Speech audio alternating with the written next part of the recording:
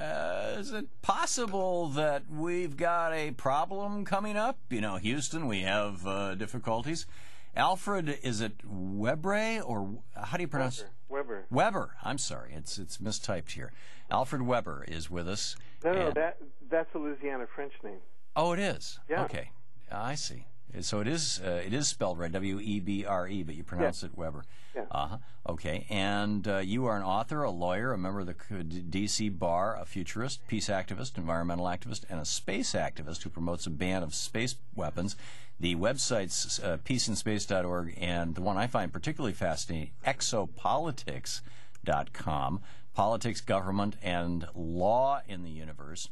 The National Aeronautics and Space Administration, NASA, is fixing to drop a major bomb on the moon, a 2-ton bomb, a 2-ton kinetic weapon, and it's going to create a 5-mile wide crater. And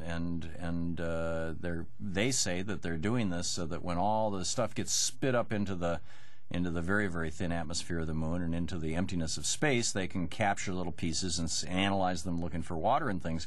But you have a very different concern on this, Alfred. Yes, right.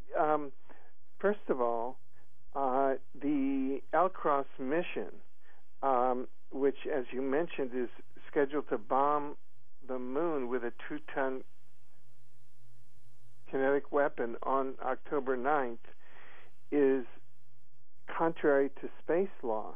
If we look at Article 3 of the UN Outer Space Treaty, which 125 nations have signed and 96 nations have ratified, including the U.S. Article 3 states, states party to the treaty shall carry on activities in the exploration and use of outer space, including the moon and other celestial bodies, in accordance with international law. Then, if we turn to the Moon Treaty, now, granted, the U.S. has not signed the Moon Treaty, but other major space powers that are going to the moon, including India, have signed it, and major diplomatic nations such as France have signed. But you know, I get all the legalities of this, but Alfred, if there's nobody on the moon, who's going to care if we blow up a piece of it?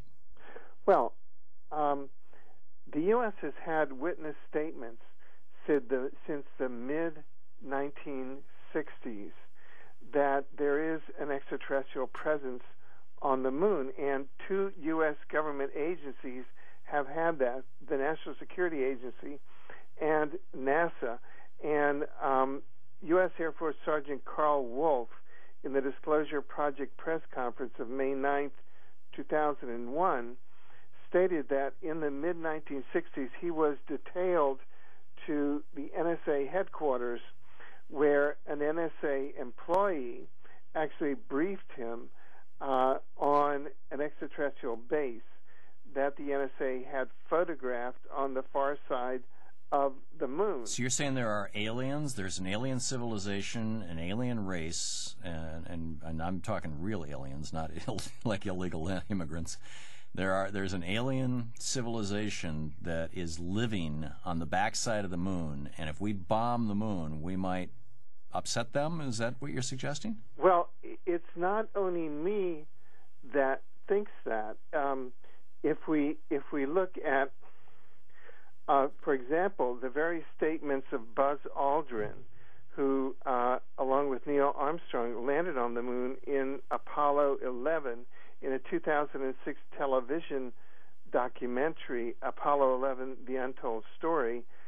Buzz Aldrin admitted for the first time publicly that the astronauts saw 2 very large extraterrestrial spacecraft on the rim of the crater as they were landing, and they were not allowed to discuss this information on the live feed to NASA because, quote, it would have caused a panic. Now, we have multiple witness statements from high-ranking NASA officials as well as former Soviet scientists that, in fact, a colloquy took place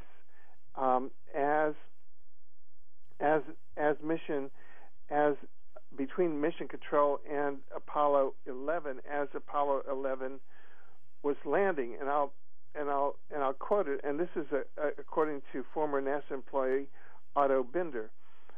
NASA, what's there? Mission Control calling Apollo 11. Apollo, these babies are huge, sir, enormous. Oh my God, you wouldn't believe it. I'm telling you, there are other spacecraft up there lined up on the far side of the crater edge. They're on the moon watching us. So here we have two major U.S. agencies, the National Security Agency and NASA, knowing since the mid-1960s, well, 1969 in the case of Apollo 11, that there is an extraterrestrial presence on the moon, and yet we're going ahead with the bombing of the moon with a 2-ton. Do you think we're going to piss them off and they're going to blow us up or something? I mean, what's the downside here? Well, that is very difficult to predict with any exactitude. We know that over the years, an extraterrestrial presence and extraterrestrial craft have actually shut down U.S. nuclear missile silos, as they did in 1967 in a missile silo in the Dakotas. Mm-hmm. But quite apart from this, again, another level of legalities kicks in, and that is that... So, wait a minute. How did they shut down one of our nuclear facilities? There is Disclosure Project testimony from the officer in charge of the nuclear missile silo that an extraterrestrial craft came over the nuclear missile silo and shut down, turned off all of the missiles. Is this documented over on your website at exopolitics.com, Alfred Weber? Yes, you can go to our sister website, disclosureproject.org, and there get the testimony of 20 or so high-level witnesses in military, intelligence, and government to the extraterrestrial presence. Yeah, we just have about a minute left, if that. So you're calling on the U.S. government not to blow up a bomb on the moon because you're concerned about the retaliation. Is it concern about retaliation that motivates you, or what? Well, first of all, it's illegal. I mean, this is an illegal act, right? Contrary to the Outer Space Treaty, right? Secondly, scientists have said that the way to do this is through a lunar rover, like we do on Mars with the Mars rovers. So this makes this very suspicious. Well, this is a quick and dirty and easy way and cheap way, I think, of doing it. Plus, maybe they get to set off a bomb in space, and it might be a backdoor way for the military to test a bomb in space that could be used against satellites or something if we ended up in a serious war with China or Russia or something. Yeah. And then there's a third alternative, which researchers and whistleblowers have come to me, and that is that we may have secret bases on the moon, and that this is actually an old secret base which the U.S. wants to destroy so that the other moon powers can't photograph it. Interesting. Alfred Weber, the website exopolitics.com, or maybe we're trying to blow up the Chinese secret base. I don't know. Alfred, thank you for being with us. Sure. Much appreciated. And did Buzz Aldrin and Neil Armstrong actually land on the moon? Coming up next, human rights activists calling in from Honduras to give us an update on the coup there. We'll get a little more serious here.